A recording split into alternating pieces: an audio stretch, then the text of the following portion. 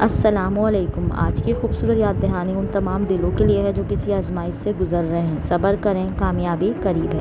Patience success is near.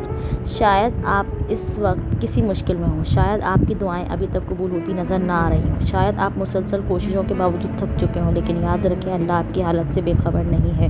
اللہ تعالیٰ قرآن مجید میں فرماتے ہیں، بے شک اللہ صبر کرنے والوں کے ساتھ ہے۔ سورۃ البقرہ آیت نمبر 153۔ میرے عزیز بھائیوں اور بہنوں، صبر کا مطلب یہ نہیں کہ انسان درد محسوس نہ کرے یا اس کی آنکھوں میں آنسو نہ آئے، بلکہ صبر یہ ہے کہ تکلیف کے باوجود اللہ سے بدگمان نہ ہو، اپنی امید قائم رکھے اور اللہ کے فیصلوں پر راضی رہے۔ زندگی کی کوئی بھی آزمائش ہمیشہ نہیں رہتی۔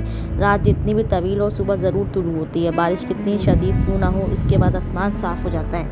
اسی طرح آپ کی مشکلات بھی ایک دن ختم ہو جائیں گی اور انشاءاللہ آسانی آپ کے دروازے پر دستک دے گی۔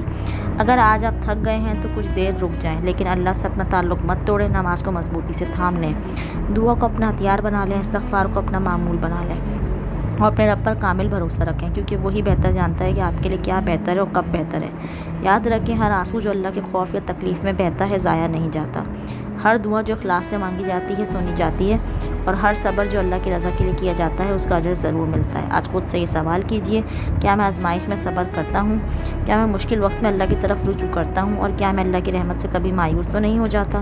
میرے عزیز بھائیوں اور بہنوں، آج کے آنسو کل کی مسکراہٹ بن سکتے ہیں۔ بس صبر کرتے رہیں، دعا کرتے رہیں اور اللہ پر بھروسہ رکھیے، کیونکہ اللہ کی مدد بھی قریب ہے اور کامیابی بھی قریب ہے۔ اگر یہ ریمائنڈر آپ کے دل کو امید دے گیا ہو تو اسے ضرور دوسروں تک پہنچائیں۔ ویڈیو کو لائک کریں، اپنے عزیزوں کے ساتھ شیئر کریں اور مزید ایمان افروز اسلامی ریمائنڈرز کے لیے ہمارے یوٹیوب چینل نور ہدایت بلابہ کو سبسکرائب کرنا نہ بھولیے گا۔ اللہ تعالیٰ ہمیں ہر آزمائش میں صبر عطا فرمائے، اپنی رحمت سے کبھی مایوس نہ ہونے دے اور دنیا اور آخرت کی حقیقی کامیابی نصیب فرمائے۔ آمین یا رب العالمین۔